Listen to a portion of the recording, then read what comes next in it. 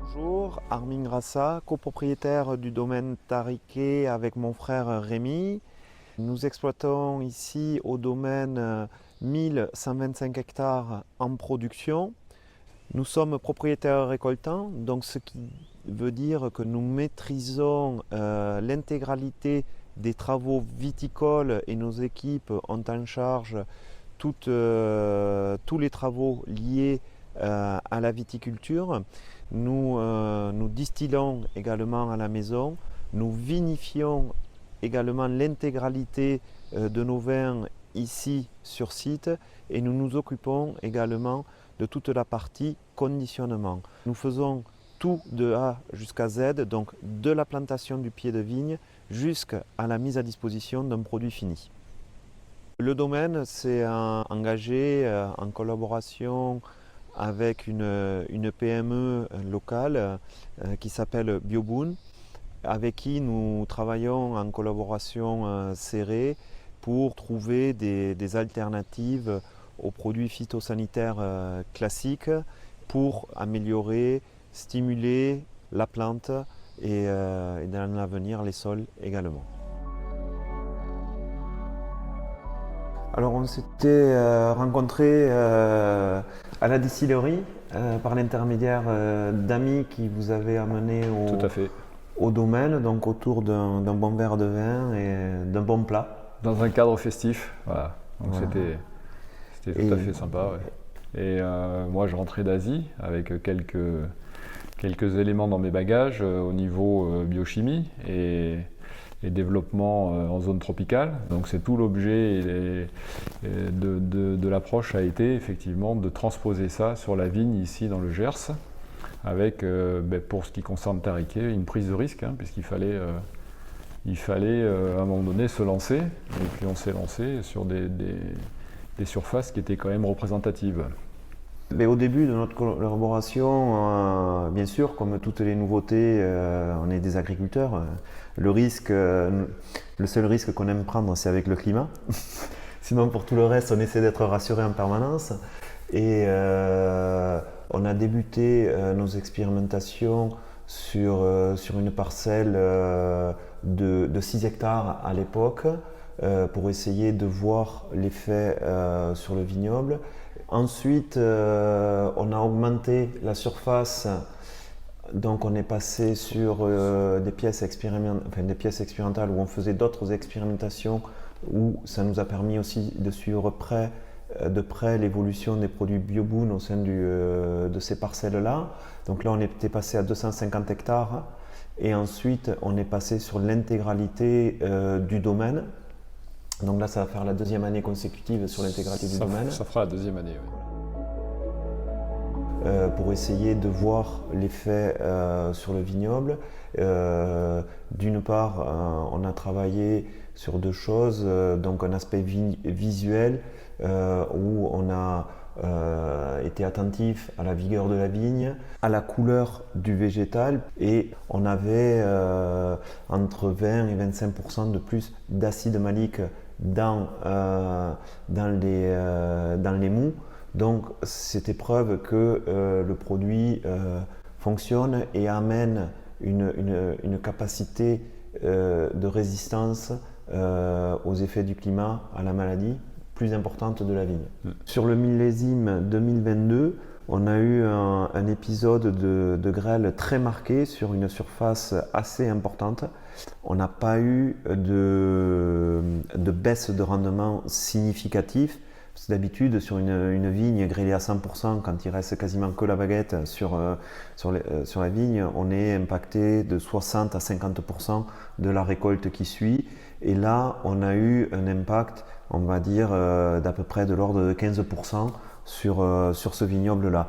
Donc c'est vrai que, alors je ne souhaite pas être grêlé tous les ans, je le conçois, mais je pense que le fait d'avoir aidé et stimulé la vigne avec ces produits-là a été pour grande partie responsable de la résilience de la vigne à ce moment-là. Ce qui interroge sur le fait qu'avec le changement climatique qu'on connaît, et post-vendange, en fait, on peut facilement relancer la photosynthèse sur une vigne en période automnale et lui permettre ainsi d'emmagasiner de l'énergie qui va lui permettre d'aborder la saison d'après avec beaucoup plus de force. C'est que là, on parle beaucoup de la partie visible de la plante, mais il y a un gros travail aussi au niveau du sol, du maintien de la vie des sols, parce qu'on sait qu'un sol vivant, c'est l'estomac de la plante. C'est lui qui va permettre une bonne alimentation de la plante, donc une meilleure capacité de la plante à réagir au stress. Donc toutes ces démarches que nous, on va impliquer à la plante en partie visible, ont forcément aussi un impact sur la partie moins visible, qui est le sol. On est sur la plante, mais on est aussi sur le travail du sol. Et effectivement, la prochaine étape sera de renforcer encore ce volet pour toujours essayer d'aller plus haut dans les résultats et l'amélioration de procédés. Et là, la réelle nouveauté aujourd'hui, dans l'agriculture au sens large, c'est que le sol n'est plus un substrat où l'on fait pousser une plante, mais le sol fait partie intégrante de la vie de la plante.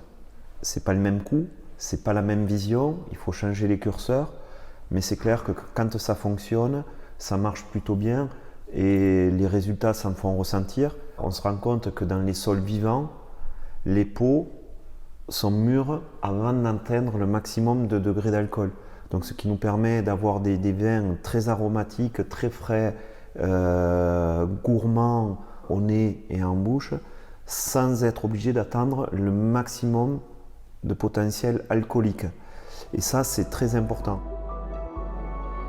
On a toujours des résultats qui sont partagés. On est en transparence totale, depuis 4 ans avec Tariquet. Et puis le but aussi, bien sûr, c'est in fine, tout en améliorant les choses, en les rendant plus vertueuses, de diminuer la note. Globalement, on a besoin de ça aussi en agriculture, c'est de faire tomber un peu le coût de ces intrants, qui ne fait qu'augmenter au fil des ans, et ça devient compliqué pour l'ensemble du monde agricole. L'idée vraiment, c'est nous d'apporter un produit sain, convivial et en maintenant un rapport qualité-prix, parce qu'on peut faire tout, mais à un moment donné, il faut qu'on ait des clients en face et qu'on ait des consommateurs en face. Ça nous amène aussi sur un sujet qui tient à cœur au domaine. Ça s'inscrit aussi pleinement dans notre démarche RSE. Nous sommes RSE depuis un peu plus de 2 ans maintenant. Donc nous avons pris en compte la biodiversité. Donc on en revient au sol, puisque c'est là où il y a le plus d'êtres vivants sur la planète. Et ensuite, on a pris en considération également le CO2. Et là, on rejoint le sol, puisqu'on sait qu'un sol vivant est capable de stocker plus de CO2. Et le troisième sujet, c'est l'utilisation de l'eau. Donc réduire l'utilisation d'eau au moment des vinifications. Et j'en reviens encore une fois à nos sols, puisque nous avons fait le choix, dans le cadre de la RSE, de s'interdire d'irriguer la vigne. D'où, encore une fois, l'importance du sol, de maintenir la vie dans le sol, d'avoir un bon complexe argilo-humique pour stocker l'eau durant la phase végétative de la vigne.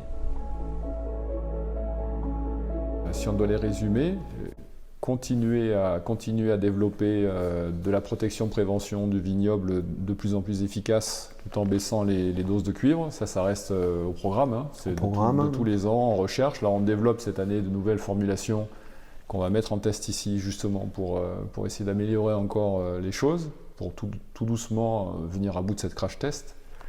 On y arrivera au bout de 4 ans. On a 4 ans d'expérience dessus, on arrivera à la contenir.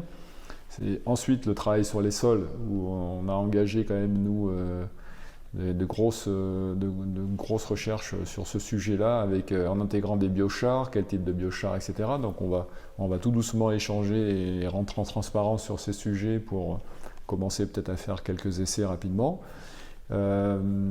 Ces aspects, donc, renforcement des produits existants, toujours dans la recherche de nouveaux procédés scientifiques pour amener ça sur le terrain.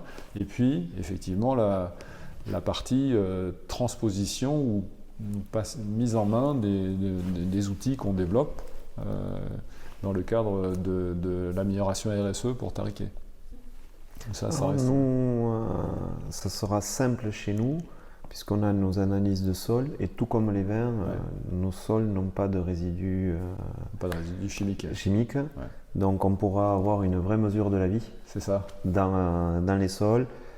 C'est quand même ce qui va structurer et animer tout ça. Ouais. Donc on est prêt à servir de terrain de jeu. Eh bien, ça va être ça en fait. C'est que la collaboration, on a peu d'agriculteurs ou de viticulteurs qui sont ouverts à ce point aux essais terrain, mais surtout aux essais sérieux, c'est-à-dire de suivi avec une qualité de retour qui nous permet d'avancer, quoi. Et donc établir de la confiance et de la transparence au point où on l'a aujourd'hui avec Tariquet, c'est quelque chose qui est rare, c'est une relation qui est rare. Je pense que les engagements et le fait d'avoir été qualifié RSE a encore plus motivé et donné du sens à nos collaborateurs qui sont, parce que le problème dans une structure comme la nôtre, c'est pas le simple fait que mon frère et moi-même soyons d'accord sur le principe d'utilisation, de faire des essais de nouveaux produits, mais il faut également aussi avoir nos équipes derrière qui y croient également. Et je pense qu'on a quand même dans nos équipes qui sont amenées à suivre ces dossiers-là une grande motivation également. Oui, tout à fait. Tout à fait.